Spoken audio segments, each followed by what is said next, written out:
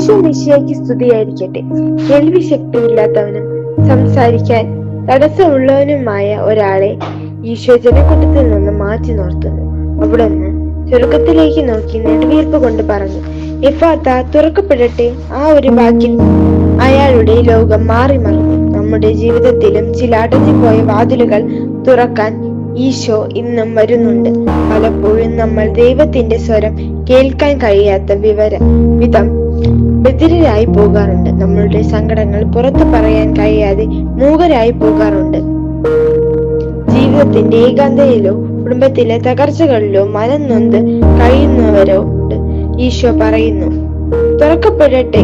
അടച്ചുപൂട്ടിയ ഹൃദയങ്ങളുമായി കഴിയേണ്ടതില്ല. ക്രിസ്തുവിന് നമ്മെ തുറക്കാൻ കഴിയും. വചനമാകുന്നു അപ്പം. നമ്മുടെ ഹൃദയത്തെ തുറക്കപ്പെടട്ടെ.